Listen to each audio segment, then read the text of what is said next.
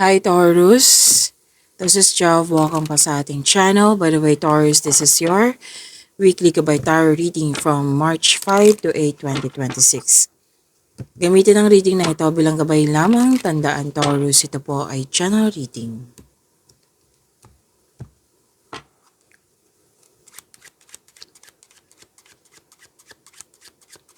Mga parating para kay Taurus ngayong March 5 to 8, 2026.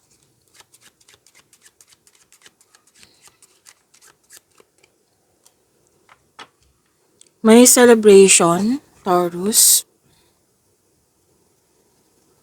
At may nakita ko ditong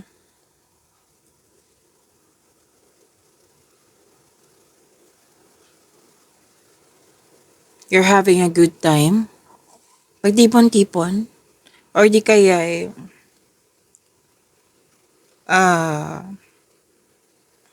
may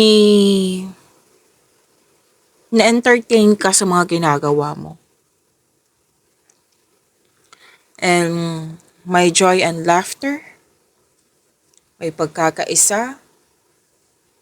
Togetherness nga. Pwedeng sa family mo, sa friends mo. At may fulfillment. May happy outcome, may promises, may engagement na akong nakikita dito.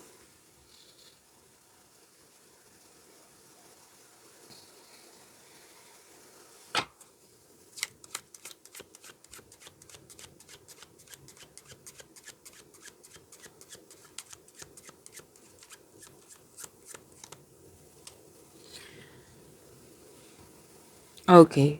Sabi din dito, excuse me, dalawang card po nagsabi po na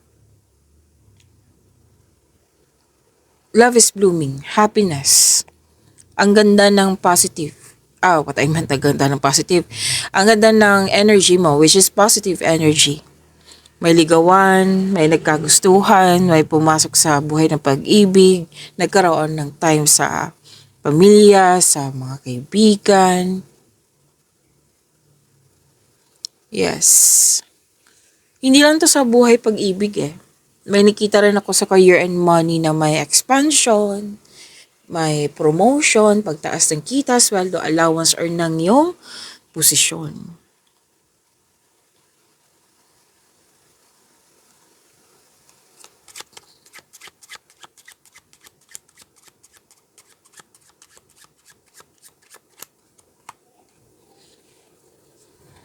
May naalala ka dito, pwedeng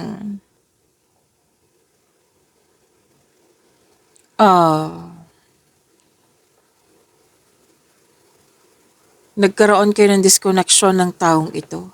Isang babae. May energy ng babae dito. I think this is babae na nagkaroon kayo ng disconnection. Pwedeng na-miss mo siya. May nakita rin akong energy dito na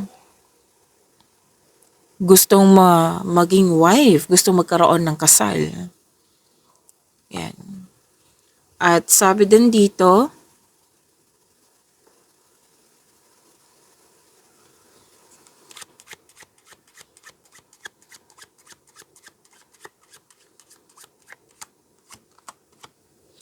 okay, may babae talaga. May babae.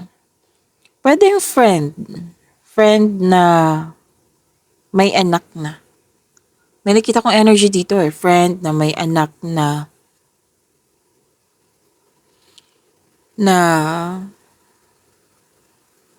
pwedeng nagkaroon kayo ng time sa isa't isa. Pwedeng pumunta ka sa place niya. Na-miss mo yung comfort niya. Pagkausap mo tong taong ito, nako-comfort ka talaga. Pero din may bago kang kaibigan, bagong kang kasamahan dyan, na magaan ang loob mo sa kanya.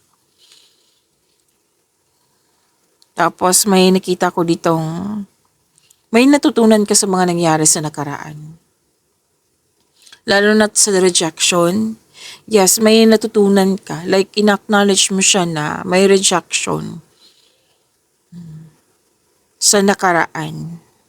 Yan, may natutunan ka sa mga nangyari. At makaka-receive ka ng magandang balita. By the way, Taurus, kumakain po ako ng strepsils ngayon.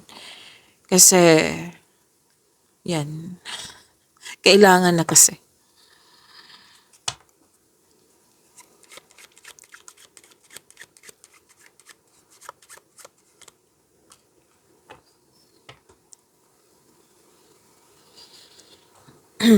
Excuse me. Ah, dalawang card na mismo nagsabi dito na nagkaroon ka ng time sa friend mo ngayon. Pwede nag-connect ka sa kanya sa through social media. Pero may energy dito na kausap mo na talaga yung friend mo. Na kasi hanap-hanap mo na-miss mo siya. Kung kausap mo to, kung nandyan siya, nararamdaman mo is comfort. And makaka-receive ka ng unconditional love. Like, may sincerity. Yan. Pwedeng naging honest ka ngayon, na-miss mo tong taong ito or nagustuhan mo talaga kasi loyal siya sa'yo, a trusting friend. Yan. May nagkaayos, may nagkabate. Someone or something returns from the past. So, ilang beses na lumabas yung reunion dito? 4. Magkakaroon ng healing, magkakaroon ng positive outcome, recovery, may pag-uusap talaga dito. 3 card mismo, nagsabi dito na may nag-uusap.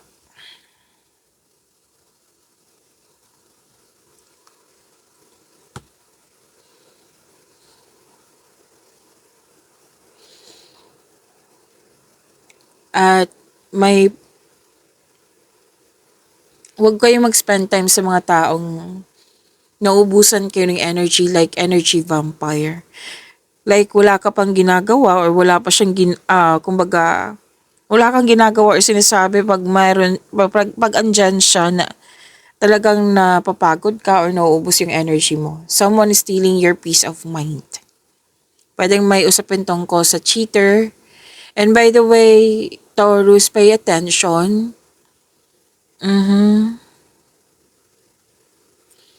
Para safe. Kasi ang hinighlight dito na pwedeng may nagloko sa'yo na isang tao na pinagkatiwalaan mo.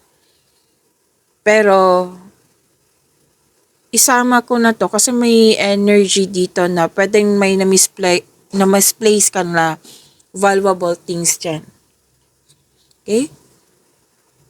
Na sana hindi mangyari. Sana, okay, mag-ingat na lang sa importanteng bagay. Kasi may cheater dito at magnanakaw. Okay? Pero yung naka-highlight talaga ngayon is pwedeng nagloko yung tao na pinagkatiwalaan mo. Tapos iwas na sa energy vampire kung pwede po.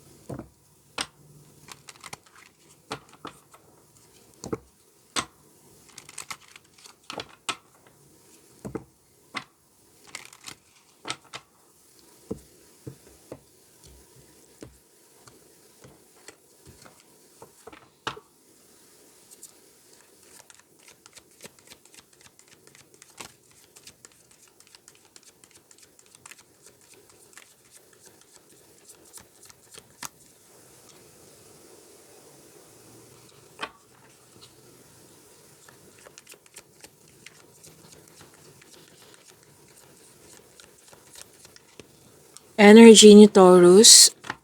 Maraming salamat po sa mga hindi nag-skip ng ads. At para sa mga gustong magpa-reading, comment down kayo ng personal reading. And subscribe na po kayo sa ating channel at click bell notification para updated po kayo sa bagong video natin. So, para sa mga gusto magpa-reading po, again, comment po kayo ng personal reading and check my reply sa comment section.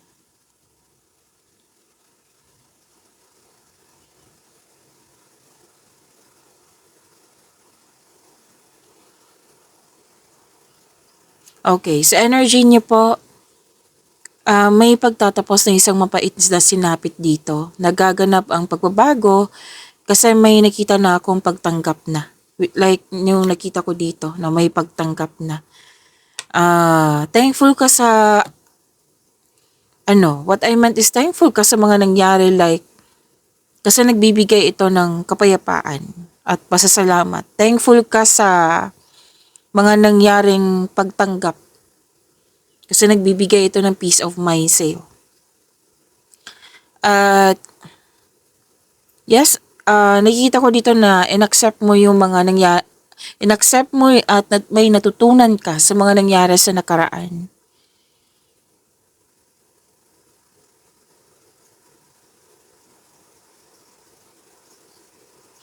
So, mawawala na yung mga hadlang, blockages, may daan na, may parating na biyaya na magbibigay daan ng mas maunlad na panahon.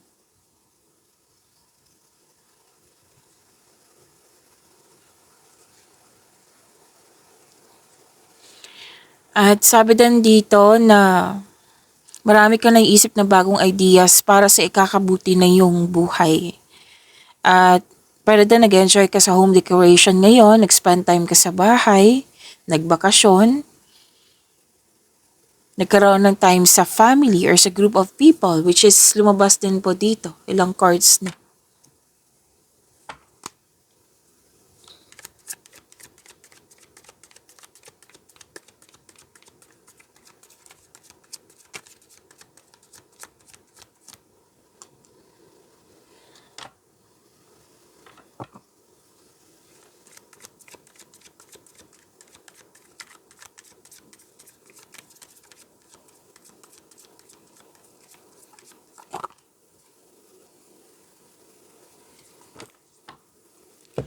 Sa career and money nyo, naghahanap kayo ng sagot sa inyong mga katanungan, solusyon sa inyong problema, at sabi ng card nyo dito na nasa iyo na yung sagot, nasa iyo na yung solusyon. All life's answers are within you. At feel free yourself para makapag-isip ka ng maayos. Kung nais mo ng promotion or gumagawa ka ng business investment, sinabi ng card nyo dito na hindi mo na kailangan ng pahintulot to move ahead. Mas gusto mo magtrabaho mag-isa rather than in collaboration.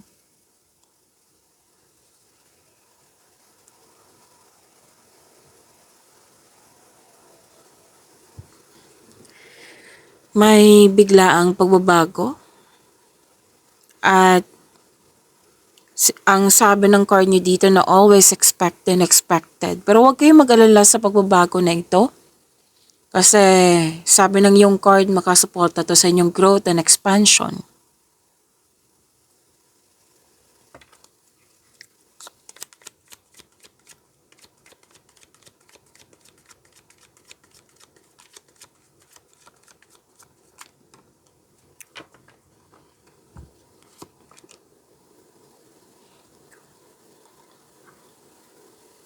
Taurus, huwag niyong kalimutan na mag-subscribe sa channel natin at i-click yung bell notification para updated po kayo sa reading natin.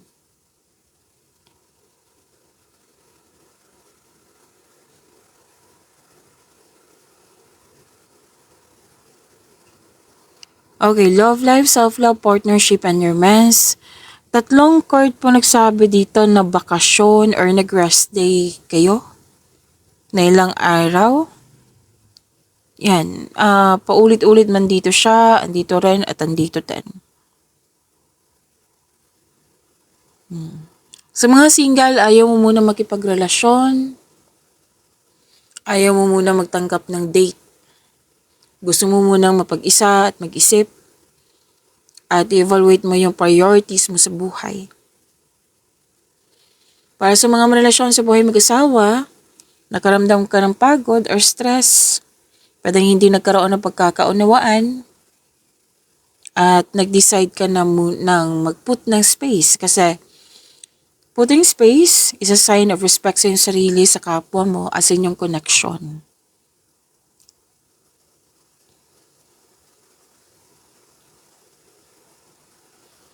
Sabi din dito na